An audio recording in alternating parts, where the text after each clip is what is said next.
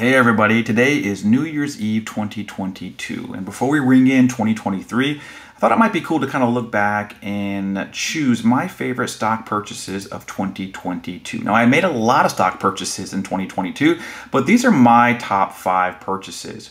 But before we go ahead and get to that list, it's as a friendly reminder, this is not financial advice, and stocks that appeal to me may not appeal to you for various reasons. So be sure to conduct your own research on stocks that you're thinking of adding to your portfolio.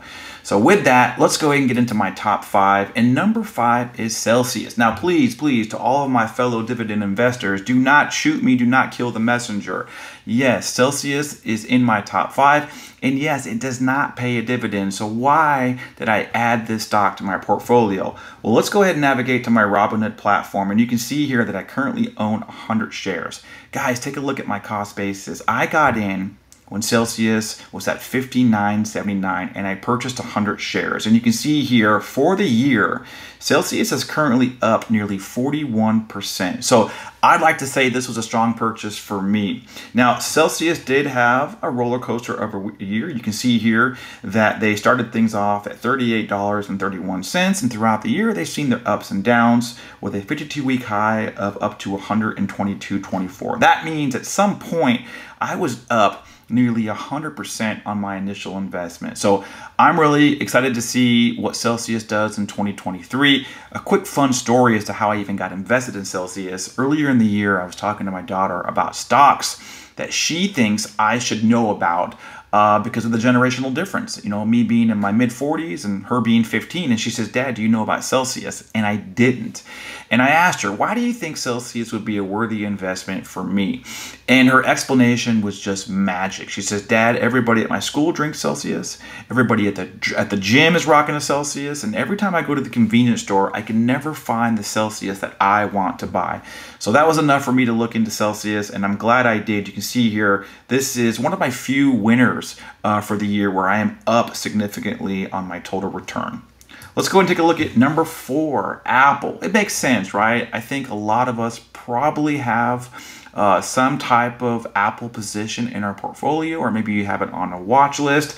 2022, I was able to finally buckle down and get myself 200 shares of Apple. And you can see my cost basis is $135.97. Now, I am down just under 5%, but I'm okay with that. And I'm okay with that because it's Apple, and I know that the stock is going to rebound.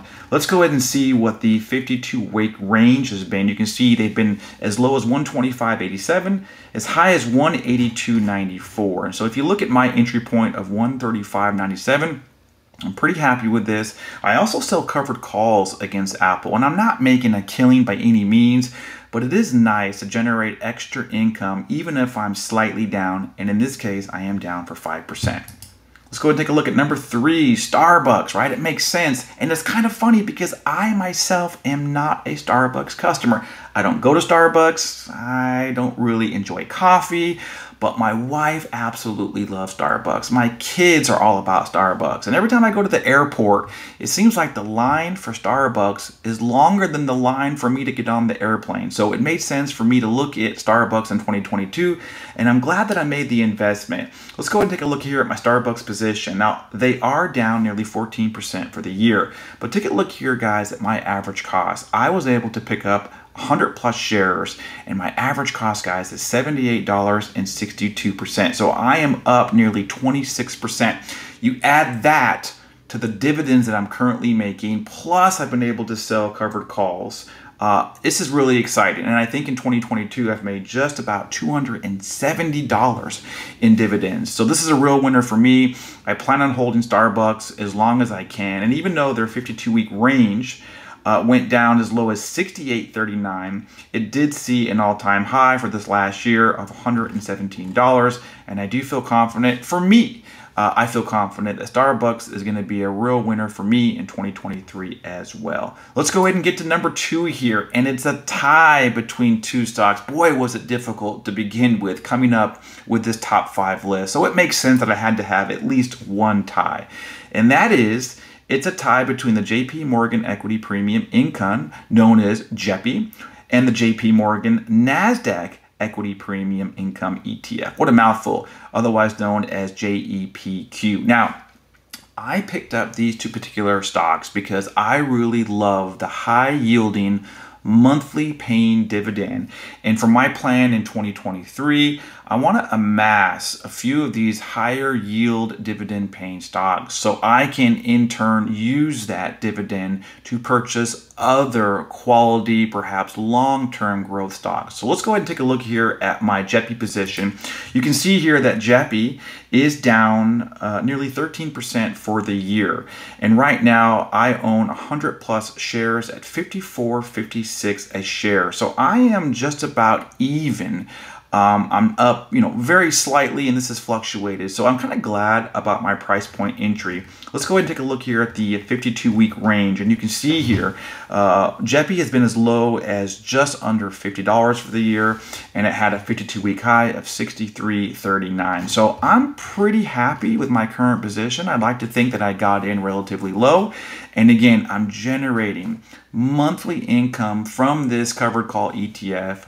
We're going to be making some more videos about my monthly paying dividends, so be on the lookout for that. Let's go ahead and navigate to JEPQ. Now, JEPQ is a very, very new covered call ETF. You can see here, it just originated in May of 2022, and they are down for the year nearly 18+%. Now, my entry point for my 101 shares is $40.77 per share. So I am currently up just under 1%. I'm very, very happy with that. But I didn't buy this covered call ETF for the long-term growth potential, right? I bought this for the monthly dividends that I am generating, and I have made some great dividends in just a few months that I've been holding on. But let's go ahead and take a look at the 52-week range, and you can see here just under $40 has been the 52-week low, and as high as $51.18 has been the 52-week high. So right there, you can see, guys, that I got in at a pretty good entry point for my 101 shares, and I'm really excited because JEPI and JEPQ really has a solid position in my monthly paying dividend portfolio. And I'm excited to kind of show you guys what I plan on doing with those monthly paying dividends. But let's go ahead and focus on number one. Without further ado, you guys are probably not surprised by this if you were able to watch my video that I put out last week explaining why I sold my Costco shares. And the iShares Russell 2000, stock ticker IWM, is the reason that I sold all of my Costco shares. And so let's go ahead and take a look at my current position here in IWM.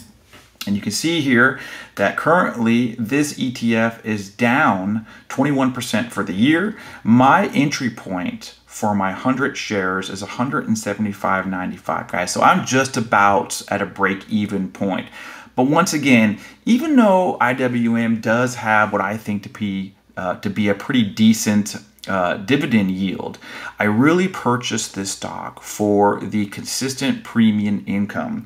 And I can tell you guys right now, I've only owned this stock since November of 2022. So in just about under 2 months, I've been able to generate over $1,000 in premium income. You've heard me talk about this in other videos. You know that I feel that IWM is a real winner.